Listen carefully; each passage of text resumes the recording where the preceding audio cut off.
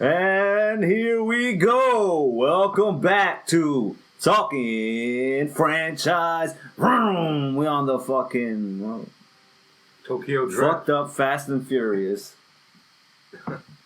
Well, Tokyo Drift Part 3 in the series. Part 7, right? In the continuity. Which is it, right? Yeah. It has to be part. All right. I don't know. They just threw it all off. So we got Tokyo Drift comes in because they couldn't get any of the actors probably. Right? No, it came out 3 years after Too Fast, Too Furious, and I was looking up earlier. They didn't even bother to ask Paul Walker to come back in this one, thinking he was too old. Thinking he was too old for the role. Disrespectful. That's damn disrespectful. Rest in peace, Paul Walker. Put some respect on that motherfucker's name. Yeah. Right. Yeah, no, a whole new cast of characters, new continuity, has nothing to do with the first two movies. I wrote something down real quick. All right, we're going to break it in. This is the synopsis, my synopsis in words. Is Sean Boswell, a redneck troublemaking 17-year-old military brat who's also a mechanic, on his third strike, moves to Tokyo with his dad after racing Brad Taylor from Home Improvement. While in Tokyo, he's neglected by his father, which enables him to be led into the underground world of drifting by a stereotypical token black hustler, played by Bow Wow. You know, a rapper with it. Each franchise adds a rapper to it. I'm always going to call him Lil Bow Wow. Little Bow Wow. Sean's hormones and arrogance get him into a feud with the Drift King of the Yakuza. Huh? The fuck was wrong? I don't do no Tokyo. You made a black guy. Going to school. Yeah, I told you they have a token. So that's the synopsis, basically, of the movie. It's a pretty simple plot. But, you know, this one, out of all the Fast and Furious, I don't have a problem with this movie. Mm-hmm. It's about racing. Yeah. It definitely focuses on the cars. And actually, this was when they originally conceived this idea, this was based off the anime Initial D, which is about drift racing. If you've ever seen that. No, I've never seen that. Anime. But that's what this is basically, almost like a live action version of that. No, I've never seen that before. Let's go into the characters. I got the character list up right the cast right here, and the characters' names. So we have Sean Boswell. That's the main character, played by Lucas Black. He's the arrogant redneck. He's an asshole. He's a douchebag in the movie, but he's the protagonist. You don't see him in a lot of movies anymore. Lucas Black? Nah. No. And then we got Natalie Kelly. You don't see her. Playing Neela. She's pretty. She's alright. Sun Kang playing Han, which everybody that knows the Fast franchise to what it is today, you know who Han is. There's a lot of continuity errors with him. He stays with the same eating something. We're always having little snacks. He's got the chips, the magical bag of chips that never goes mouth. Because he has an oral fixation after quitting cigarettes. You don't know that in this movie. He just lost his girlfriend in 7. Maybe he can't stop eating. It's like his cigarettes. His snacks are like his cigarettes. There you go. He used to have her in his mouth. Now he has nothing. He's got food to fall back on. Nope.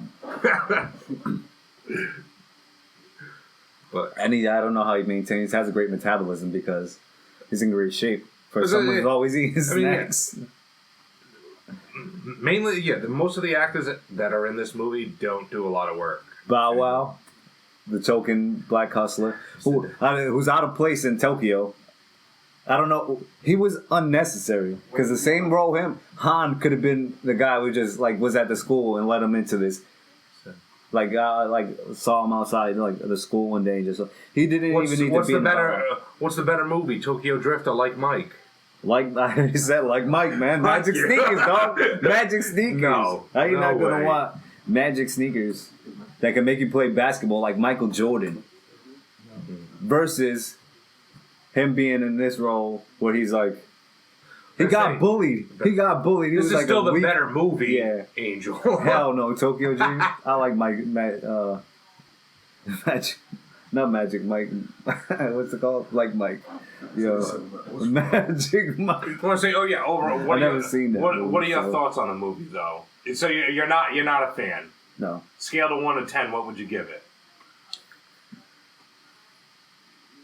5. But 4.5. And what you gave like the second one what, like a 5.5? I would give this one a 5, like a solid 5. Almost a 4.5 because I don't like it at all. I bared through it. I watched the movie. I just skipped through it. I was like, no, I don't even want to. I wasn't even watching it. I was like, watch it, but It's been a while since I last seen this movie. wasn't entertained. Since I last seen this movie, but I remember when it came out, I didn't have a problem with this movie. Like I said, I wasn't a huge fan of the first 2 movies, and I liked the fact that this one was actually about racing. That's what the main focus. But apparently, audiences didn't care for this one as much either. This one had a budget of $85 million, and it only made 62 back over here. I think overall it ended up making like 150 mil worldwide, but on an $85 million budget, this almost killed the franchise right here. I don't know, So- but at the same time, you gave an unknown. 158. You give an unknown unknown actors and an unknown director $85 million to do a Fast and Furious movie. I think initially this was going to be like a direct-to-video. This could easily. It could have been, direct-to-video. easily could have been sent the direct-to-video. But that's how much they cared about the franchise. Part 2, I said, Part 2 made enough money where you could bring them. You could have brought Paul Walker back. You could have done something, and instead they're like, fuck it. Let's just. They saw people. That's why just they started restart. making those the other sequels because they started to see that it had a following. You know, Fast and Furious had its following, its own fan base already.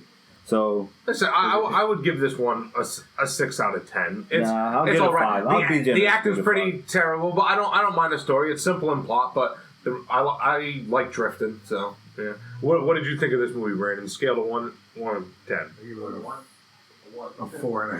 A 4.5. That's pretty low. 5. So you weren't here for our first 2 when we did. What would you rate Fast and Furious? Yeah, the first one. What would you give it? I give the 1 like a 5.5 or 6. All right, he's almost with us because we would give it kind of low scores. Part 1 was 2. better, and 2 is. I feel like 1 is better than Part 2. So. Yeah.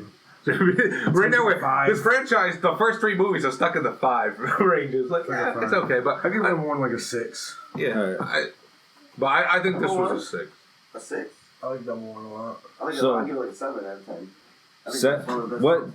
Tokyo Drift? Well, I mean, No, it's- no. He's saying that First one, the first because they one. weren't here for the first Fast and one. the Furious? Part 1 you Yeah, would give part a one. 7, Yeah. so you enjoyed it way more than we did because we Yeah. kind of Yeah, that's the first one. that's the That remake shit of set Point it up, Break bro. right there. It was all That right, shit was lit. but in that time, I put that's second what down. with the I put the second one down too, like around 5 or lower because there was no Vin Diesel.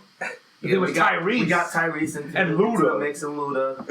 But they just didn't have Vin Diesel, so that was kind of a But what don't you like about this movie? So Tokyo Drift, you give it on a scale of 1 to 10. same. You give it a Just 4. because nobody, it's like you said, it's a fucking no-name actor. Shit was gay. I wanted Paul Walker. I wanted Vin but Diesel. we got Han out of this one. We got Han, exactly. We get little pieces. I'm gonna say, hey, franchise, back in all these 2000, whack-ass back in movies. 2006 though, nobody's saying I want Paul Walker. Nobody in the history of history. Yeah, ever everybody said was saying until- that. Everybody, shit was lit. People Nah. did They're like, not look at this want. fucking replacement. Like, is this a Right. replacement? But then Paul Walker movies, no one has ever. Everybody- been like, oh, I can't wait for that Paul Walker, Walker. movie. Bro, remember that That's- movie? That fucking movie was. There's a bunch of Paul Walker movies there. Also. Yeah, He was always plays They a have different yeah, but no, whatever. Paul Walker's wife never Right. said, "Hey, I want you, Paul Walker." No one has ever said, "I want That's Paul messed up, Walker." dog. Fuck you. That's fucked up. Right. Yo, so with the Fast franchise, we all agree that the stunts and scenes in the movie are always over exaggerated. Except It for got this. a lot worse after, I want to say 5.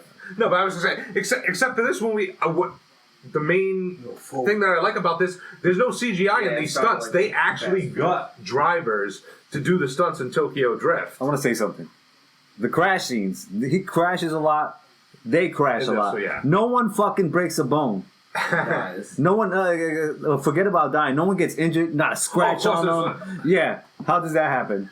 You go and get into a car Tough as accident. shit, man. seatbelts. These cars. Ooh. Seatbelts. Yeah, right. It is true. In real life, if these cars are crashing, You're fucking dying. You're dead. Oh my You're God, gone, dying. dog. You're dead. Just so, like, Period. people just crash into a tree going 50 miles, you're fucking dead. This dude fucking tumbling down. Down a mountain. It is a bit ridiculous. in It this does one. get ridiculous. But, And this yeah. one too. It's like they have every It doesn't have too many. crashings. Yes, they do. No, like we the were first just scene, looking the over first, it. the first House. opening. Yeah. Yeah. When he runs into the house, he flips his car and it's moving in the air. The other one's like, Why's he got hot sauce in his car? yeah, this just got advertisement out of nowhere. They just had the Tabasco sauce flying in the air in the scene. He's like, ah. So you were saying they used no CGI in this movie, right? No, yeah, for the racing, no CGI. And All right. Again, all right.